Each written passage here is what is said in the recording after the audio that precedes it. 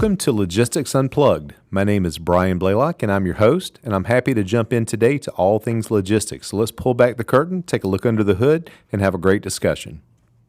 I am excited today to be joined by, I can't even call him a guest anymore, he's done this so many times, but a great returning, whichever word that is. Regular. Regular. I even like that better. Jason Lockard, the Senior Vice President of Managed Logistics for Bluegrace. Jason, thank you so much for being here today. Thanks for having me, Brian. Thank you. So today we're going to talk a little bit about what's going on in the industry. And I know that Bluegrace publishes some papers and tell us about it and tell us about what's going on in the world right now.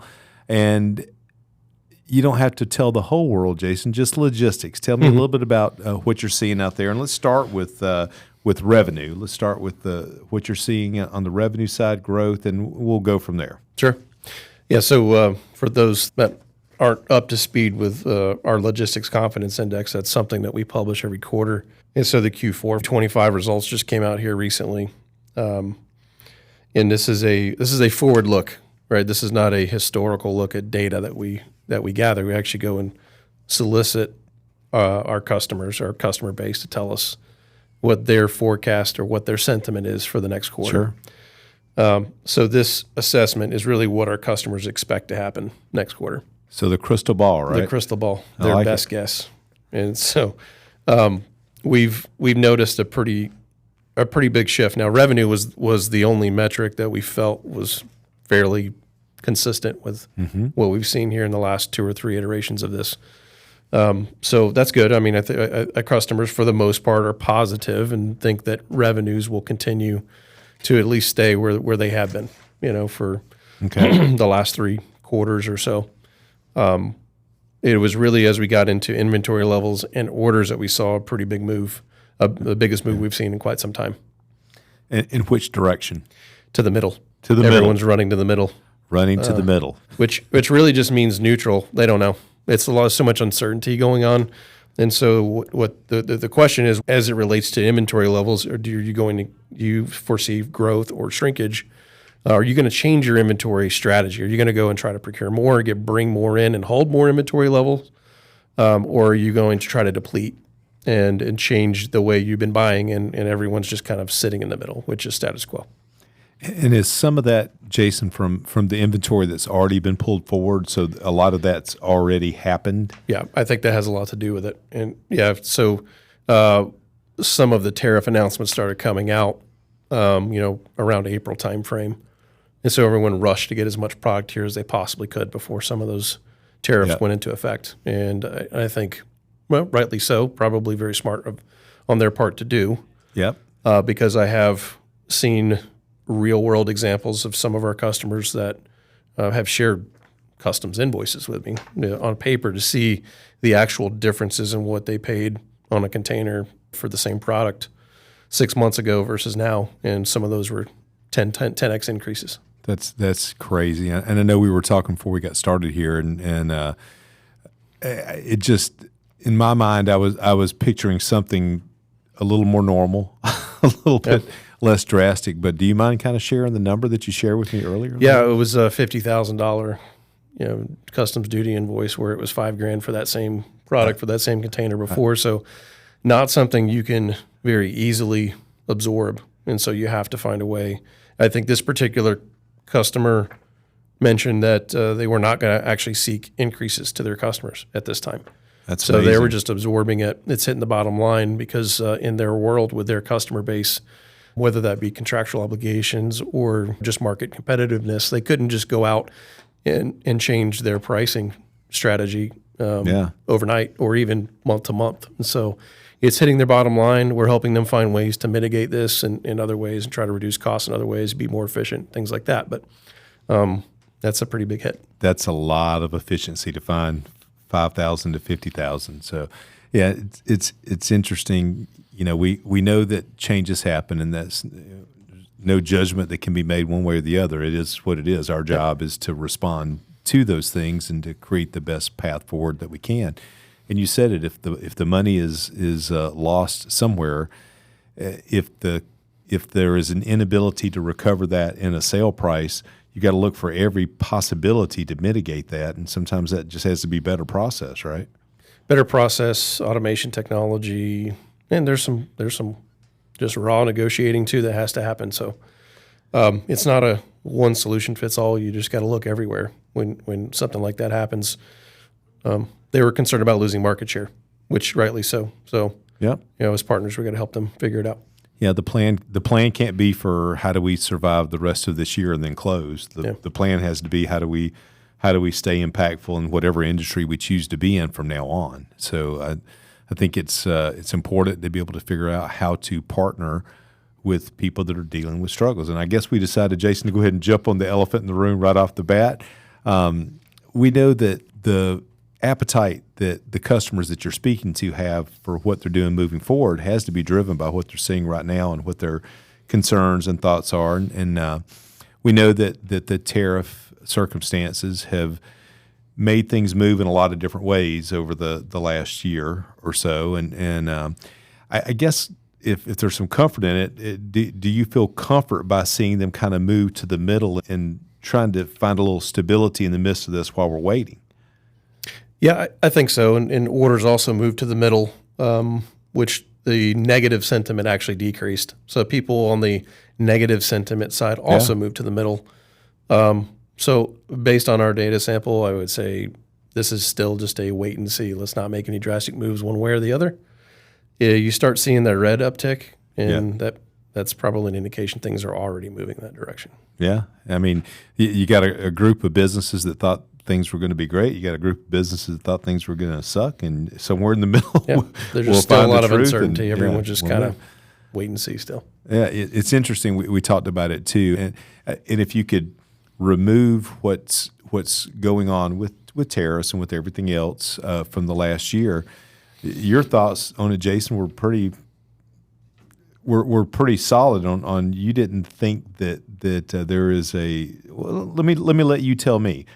What do you think would happen if none of this happened to the consumer sentiment and some of the pricing that you see now, or some of the sales that you see now? I still don't think there's enough consumer demand out there or purchasing power to go out there and light the world on fire in terms of buying product and stuff. And obviously there's a direct correlation to people buying products and stuff to transportation and trucking. So I think we'd still, for the most part, be where we are.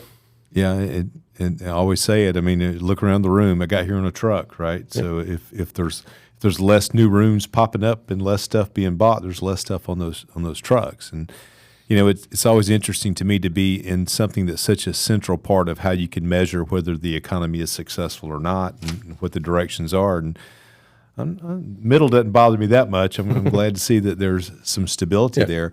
And I know that some of the forecasts or some of the attitude that the customers that you're speaking to have about their orders and their inventory and maintaining those are driven by the orders that they're getting. What are they telling you about the order levels that you're seeing now? Well, the sentiment of moving to the middle on the orders, we've been educating a lot of our customers to, if you can't impact the overall pull through of the inventory, try to make the fewest amount of moves possible to get that inventory to your customer. So the most amount of product on the fewest amount of trucks doing the least amount of miles has been our motto to try to drive cost efficiency. Yeah, and you talked to me about this before, Jason. I always learn something when we do, but being able to look at those orders that a company has, and instead of the old days where an order pops up and we just got to go figure out how to get that in the hands of our customer, right? You got to think about it differently now. You have to think about ways to optimize that experience for that freight and to be able to try to reduce that cost. Is that fair? On a daily basis. On a daily basis. Yeah, our planners are burning time out here. Do we really want to move one pallet? Here, like this, is there another way to consolidate to be more efficient? There's been a lot of those conversations, a lot of those discussions. Yeah, and I'm sure it's going to involve patience that different sectors of the supply chain maybe haven't had in the past. That we have to kind of all learn how to do things a little bit differently to be able to have success and keeping that final freight as a percentage of your goods, keep it into a controllable place, right? Right.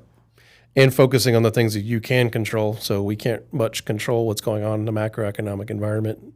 Yeah. But you just have to wake up tomorrow and say, what can I control? What can we focus on? What can we make adjustments on and ignore all the macro noise? Yeah, absolutely. And I know we talked about it, but some of the things that, whether it was concern, fear, however you want to address it, over the changes that people either thought were going to happen or were going to happen, right. That were time sensitive, a lot of that new inventory is already sitting somewhere, right? Yep. So the choice of, do I need more of that? Do I continue to flood that in? I mean, I think wait and see is a fairly smart idea, right? We'll see if this holds through the next iteration, which will be the Q4 forecast. And a pretty good amount of our business is consumer package, big box retail suppliers too. Hopefully they got enough inventory to get them through that. Because if they have to rebuy in Q3, then that's at current state of what's happening with tariffs, that'd be a little bit tough. Maybe it's better than what it was, but yeah. Yeah, and that news changes daily. Yeah, unfortunately. By the time you're hearing this, we don't know whether there's been additional changes or not. So we'll put a caveat in. But I think you feel this way too, Jason. I say it all the time.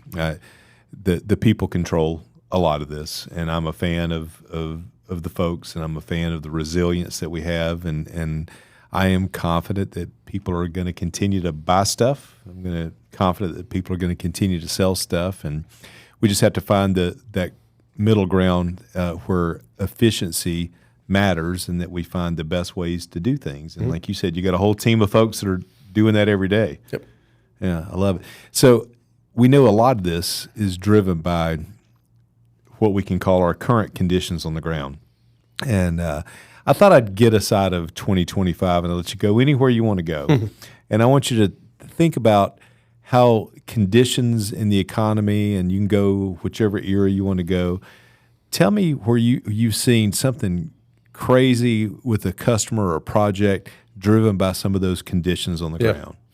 We had one of our clients was awarded the contract for all Walmart stores through the DC network.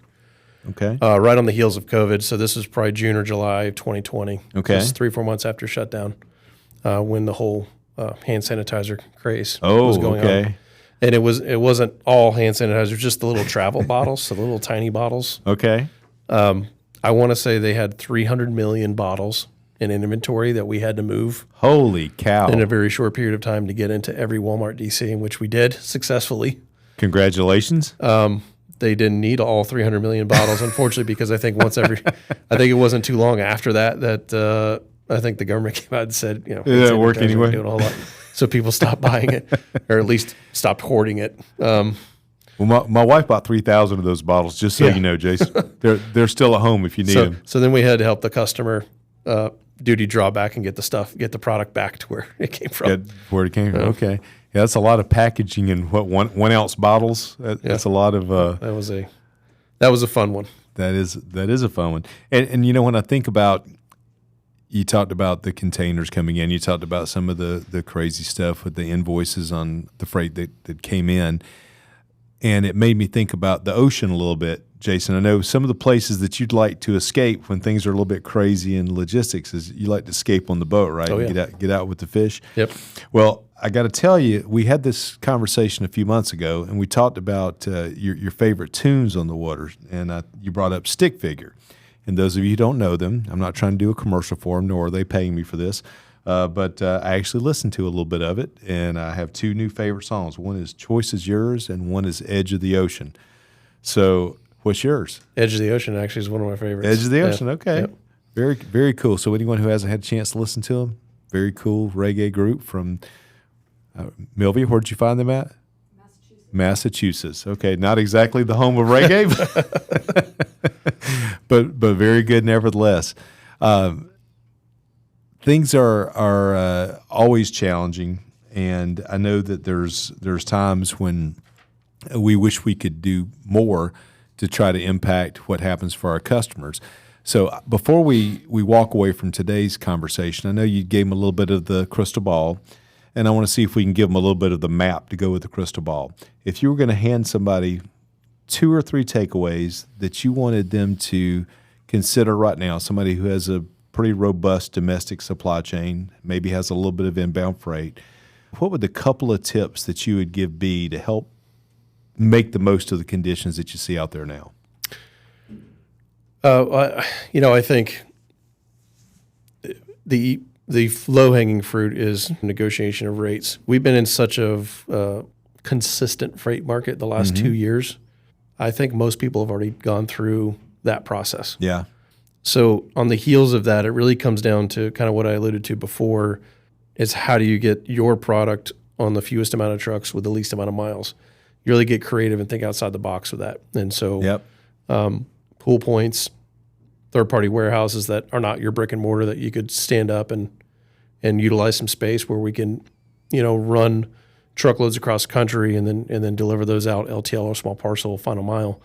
Getting really creative and challenging the norm or the status quo, that can be difficult sometimes, especially when you're dealing with, transportation operations, logistics operations, things like that. But the data kind of gives you what the opportunity is, and approach the teams with that information and ask for collaboration to come up with a way to break the old way of doing things. Because I think getting the rates where they need to be, again, that's the low-hanging fruit. That's the first thing that's been done. But I think once you've completed that, there's not a lot left there. They can only get so cheap on a truck. The carriers are going to run at the profitable levels that they need to run so they can stay in business. And so, this really is a partnership between shippers and carriers. And so once you've gotten to that equilibrium, you really got to find other ways to reduce costs. I like it. And you said to me before, Jason, you can't fix anything you don't measure. So that data is such an important piece of that. And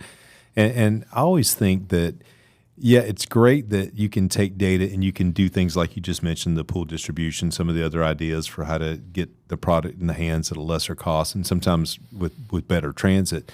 But all of those things that the data tells you can change so many of the actions you can take as a company and so many of the decisions that you can make, whether it's where to pursue new business, what it costs you to acquire a customer in a particular location, am I pricing my stuff correctly? And I don't just mean your guy with the $50,000 invoice instead of the $5,000 invoice. I mean, in the first place, was I pricing this correctly and understanding that landed cost? And I'm going to put you on the spot for one more story because I know you got one in you. Can you think of a time where getting super granular about understanding the landed cost of a product impacted a company or was something that was in their DNA that they wanted? They needed to have that real singular visibility on getting a individual unit into an individual spot. Yeah. Is that fair or is that too much? Bathtubs. Clawfoot bathtubs. Wow. Okay. They had a beautiful website where you could go on, browse their products, pick which tub you want, put in your information, integrated to our system, pulls the LTL rate, truckload rate if it's a higher quantity. They did not have it filtered to certain regions in Canada, which Canada's a big country. Yeah. You've seen that on the map. A little geography. So a mile or two between us. Yeah. Our trucking rates were accurate to the Northwest Territory. Mm-hmm. Their pricing of their product was not variable. And their let's call it flat rate for shipping stayed constant. So you're selling a $2,000 bathtub with $3,000 of free cost. Jeez. They had to have some tough conversations with a few customers, but it wasn't a lot. It was just a handful of people that needed clawfoot bathtubs in northern Canada. Did they get their bathtubs, Jason? They fortunately did not let them go out the door. They caught it before that happened. Listen, if you don't mind paying a little extra freight, you can get a really good bathtub, whatever area of Canada you're in. Yeah. Listen, great story, great discussion. Hopefully good information help everyone that's out there. We appreciate you, Jason, jumping in as usual and sharing the information. Whether it's good news or bad news, it's news. And it's getting a real understanding of what the folks that have their finger on the pulse, that actually provide the products, make the goods, what they're thinking. And hopefully that'll help us understand what we can expect, whether it's the next buying season, whether it's your back-to-school items, or whether it's the Christmas around the corner.